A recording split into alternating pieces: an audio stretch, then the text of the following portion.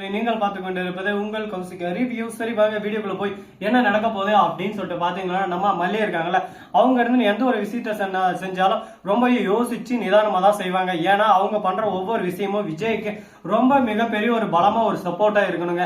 ஏன்னா எந்த விதத்திலயும் விஜய்க்கு அது கஷ்டமா இருக்கக்கூடாது அப்படின்னு சொல்லிட்டு எல்லா விதத்திலயும் யோசிச்சுதான் நம்ம மல்லி பண்ணுவாங்க. அந்த அளவுக்கு ஒரு பக்கம் விஜய் மேல உயிரே வச்சுட்டு இருக்காங்க. சரி இருந்தாலும் நம்ம மல்லி உயிரே வச்சுன்னு இருக்காங்க. அப்படி இருந்தாலும் விஜய் அதுக்கேற்ற மாதிரி புரிஞ்சுக்கணும்ல அப்படின்னு சொல்லிட்டு எல்லாரும் ஆடியன்ஸ் எல்லாம் கேட்பீங்க. அது போலதாங்க நம்ம விஜயும் மல்லி மேல உயிரே வச்சுன்னு இருக்காரு. அது ஏத்த மாதிரி பாசத்தை ஒரு பக்கம் லைட்டா கொட்டாம அப்படியே அளவு கடந்து ஒரு பக்கம் பாசத்தை கொட்டிட்டு இருக்காரு. அதை பார்க்கும்போது வா விஜய், உங்களை எனக்கு ரொம்ப பிடிக்கும், நீங்க பண்றது எல்லாமே ஒரு பக்கம் அட்ராக்டா இருக்கு, அது மட்டும் இல்லாம ரொம்பவே கியூட்டா இருக்கு அப்படின்னு சொல்லிட்டு எல்லாரும் நம்ம சொல்லலாம். ஆனா அப்படியெல்லாம் ஒரு பக்கம் இருந்தாலும் அதே சமயத்துல நம்ம விஜய் வந்து ஒரு சில விஷயத்துல கோவப்படுவாரு. அந்த டைம் தான் நமக்கு ரொம்ப இரிட்டேட் ஆயிரும். என்னடா இது நம்ம விஜய் மல்லி இப்படி பண்றாருன்னு சொல்லிட்டு. ஆனா அதுல ஒரு பாசம் இருக்கும். பாசம் இருக்கிறதுனால தான் அந்த இடத்துல நம்ம விஜய் வந்து ரொம்பவே கோவப்படுறாரு. பாசம் இல்லாம அந்த இடத்துல கோவப்படுவாரா அப்படின்னு சொல்லிட்டு பார்த்தா சத்தியமா கோவப்பட மாட்டாரு. அந்த இடத்துல விஜய் மல்லி மேல அளவு கடந்த பாசம் இருக்கும். அந்த இடத்துல மல்லி ஒருத்தர் யாரானா எதனா சொல்லக்கூடாது, மல்லி மேல அந்த மாதிரி தப்பு இருக்கு அப்படின்னு சொல்லிட்டு மல்லியை யாரும் எதுவும் பேசிடக்கூடாது அப்படின்ற ஒரே காரணத்தால் தான் நம்ம விஜய் இருக்காருல, அவரு வந்து ரொம்பவே பாசம் வச்சு அந்த இடத்துல அந்த மாதிரி எல்லாம் ஒரு பக்கம் செஞ்சுட்டு இருக்காரு.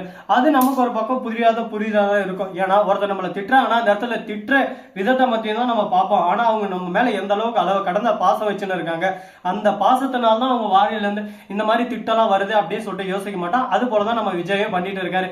இப்ப நம்ம ரேணுகா இருக்காங்களா, அவங்க சுடரின்ற விஷயம் விஜய்க்கு தெரிய வந்துருச்சு. இருந்தாலும் இந்த விஷயத்தை தெரிஞ்சும் தெரியாம ஒரு பக்கம் காதுல வாங்கியும் வாங்காத மாதிரி இந்த காதுல வாங்கி இந்த காதுல விட்ட மாதிரி இந்த வீட்டுல கொஞ்ச நாளைக்கு நாடகம் நடிச்சு ஆகணும். ஏன்னா அந்த ராஜேஸ்வரி, அதாவது அந்த கேடு கெட்ட ராஜேஸ்வரி இருக்காளே, அவர் வந்து செம்ம கேவலமான ஒரு கேவலவாதிங்க. ஏன் எதனால அவளை இந்த மாதிரி சொல்றேன், அப்படி அவ என்னடா பண்ணா, ஒருத்தி அந்த மாதிரி கேவலமா சொல்றதுக்கு முன்னாடி அவங்க என்ன பண்ணாங்க ஏது பண்ணாங்கன்ற விஷயத்த நீ சொல்லணும். எந்த ஒரு விஷயத்தையும் சொல்லாம அவளை தப்பா சொல்லாரா அப்படின்னு சொல்லிட்டு ஒரு சிலர் ராஜேஸ்வரி ஃபேன்ஸ் எல்லாம் இருப்பீங்க. நம்ம ராஜேஸ்வரி புதுசா ஒரு அடிமை, அது யாரு அப்படின்னு சொல்லிட்டு பாத்தீங்கன்னா நம்ம விஜய் இருக்காரு. அவரு இருந்து சொத்தை மொத்தத்தையும் அப்படியே ராஜேஸ்வரி போகாம தான் கிட்டக்கு எடுத்துன்னு சொல்லிட்டு அளவு கடந்த ஒரு ஆசை வளர்த்துட்டு இருக்காரு. அந்த ஆசைக்காக என்னென்ன பண்ண முடியுமோ எல்லாத்தையும் ஒரு பக்கம் சிறப்பா செஞ்சுட்டு இருக்காரு. இந்த மாதிரி ஒரு சமயத்துல நாம போயிட்டு அந்த இடத்துல ஒரு பக்கம் வாங்க முடியுமா? விஜய் எந்தெந்த இடத்துல எங்கெங்க எப்பப்ப எப்படி எப்படிலாம் ஆட்டையை போட போறாரோ அதெல்லாம் நமக்கு ஆல்ரெடி தெரியும். நாம அதெல்லாம் இனிமே ஆட்டையை போட போறோம் அப்படின்ற ஒரு கனவு கோட்டையை கட்டின்னு இருக்காங்க. இந்த கனவு கோட்டை நிஜ கோட்டையா மாறுமா அப்படின்னு சொல்லிட்டு பாத்தீங்கன்னா நம்ம ராஜேஸ்வரி அதை தான் ஒரு பக்கம் அப்படியே ஜேசிபி எடுத்துன்னு போய் டிசின் இடிச்சு தர மட்டும் ஆக்க போறாங்க. என்ன ராஜேஸ்வரி இந்த மாதிரி எல்லாம் ஒரு பக்கம் யோசிக்கிறியா அப்படின்னு சொல்லிட்டு பாத்தீங்கன்னா, ஆமாங்க ராஜேஸ்வரிக்கு ஒரு விஷயம் கிடைக்கணும். அந்த விஷயம் கிடைக்கலன்னா அது அப்படியே போயிடணும். ரேணுகா, இப்ப நீ தான் எனக்கு கீ, நான் போடுற கீ. நீ எனக்கு ஏத்த மாதிரி நீ திரும்பினா உனக்கு சந்தோஷம், நீ திரும்பலைனா வாழ்க்கையில உனக்கு கஷ்டம் தான். இந்த சொத்துல எப்படி இருந்தாலும் உனக்கு சாம்ராஜ்யம் மாதிரி நிறைய சொத்து இருக்கு, உங்க அப்பா சொத்து. எனக்கு விஜய் சொத்துல இருந்து பாதிக்கு பாதியில முழுசா வந்தா எனக்கு போதும். அதுல இருந்து உனக்கு தேவையான கமிஷன் நான் தரேன். அது மட்டும் இல்லாம இன்னொரு ஒண்ணு சொல்லிட்டா, நீ ரேணுகா இல்ல, நீ சுடரியா அப்படின்ற விஷயமும் எனக்கு தெரியும் அப்படின்னு சொல்லிட்டு சொல்றாங்க. என்ன சொல்றீங்க, அப்படியெல்லாம் இல்லையே அப்படி இப்படின்னு சொல்லிட்டு, இல்லையே ரேணுகாவை போட்டு தள்ளதே நான் தான். எனக்கு தெரியாதா ரேணுகா உயிரோட இருப்பாளா இருக்க மாட்டாளான்னு சொல்லிட்டு அவளை தீர்த்து காட்டினதே நான் தான். என்கிட்டே வந்து நீ ரேணுகா அப்படின்னு சொல்லிட்டு சொல்லுவேன். அதை நம்பிக்கிட்டு அமாஞ்சோமி அப்படின்னு சொல்லிட்டு தலையாட்டு பொம்மையாட்ட தலையாட்டினப்பன்னு நினைச்ச. நீ யாரு என்ன எவர லொட்டு லொசுக்கு எல்லாத்தையும் ஆராய்ஞ்சு தீர்மானிச்சுதான் இந்த இடத்துல வந்து நின்றுக்கிறேன். சாதாரணமா இந்த இடத்துல வந்து நின்றல, எல்லாத்தையும் ஒரு பக்கம் தீர விசாரிச்சுதான் வந்திருக்கேன். நீ யாருன்றது எல்லாம் முதல் கொண்டே எனக்கு தெரியும் அப்படின்னு சொல்லிட்டு சொல்றாங்க. இதை கேட்டுதான் பக்கு பக்கு பக்கு பக்கு திக்கு திக்கு திக்குன்னு இருக்கு. என்னடா பண்றது இப்ப கடவுளே, நமக்கு ஏத்த மாதிரி ஒரு பக்கம் சோதனை மேல சோதனை, வேதனை மேல வேதனை அப்படின்ற மாதிரிதான் ஒரு பக்கம் போயிட்டு இருக்கு. சரி முடிஞ்சதெல்லாம் முடிஞ்சிருச்சு, இதுக்கப்புறம் என்ன பண்ண போறோம் ஏது பண்ண போறோம் எப்படி எல்லாம் இதை கொண்டு போக போறோம் அப்படின்றது அழகான விஷயத்தான் நம்ம இந்த வீடியோல பார்த்து தெரிஞ்சுக்க போறோங்க.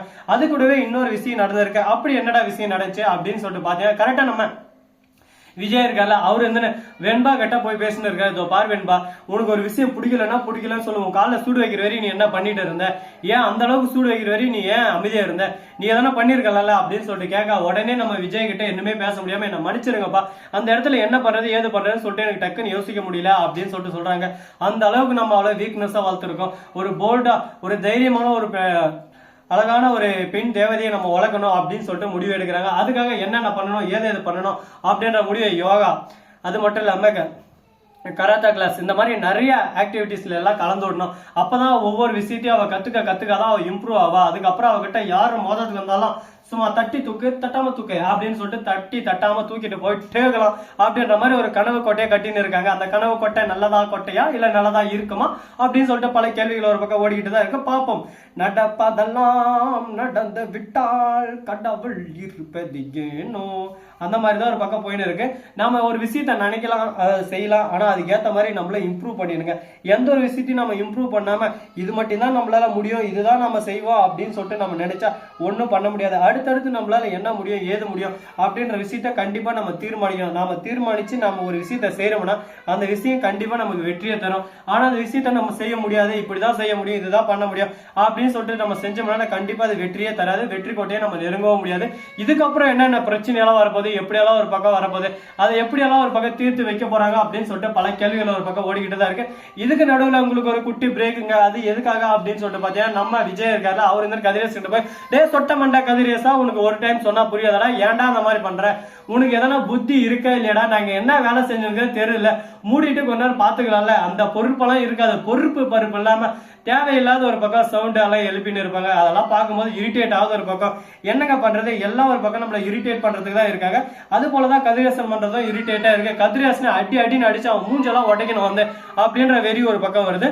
சோ நண்பர்களே, இந்த வீடியோ பிடிச்சிருந்தா லைக் பண்ணுங்க, கமெண்ட் பண்ணுங்க, ஷேர் பண்ணுங்க, டிண்டிங் பெல்ல தட்டி விட்டு போங்க. அப்பதான் நான் போற அடுத்த வீடியோ உங்களுக்கு உடனுக்குடன் நோட்டிபிகேஷன் வந்து கொண்டே இருக்கும். மிக்க நன்றி. தேங்க்ஸ் ஃபார் வாட்சிங். டாடா சேவ். நன்றி, வணக்கம், வந்தனம், டாடா, பை பை.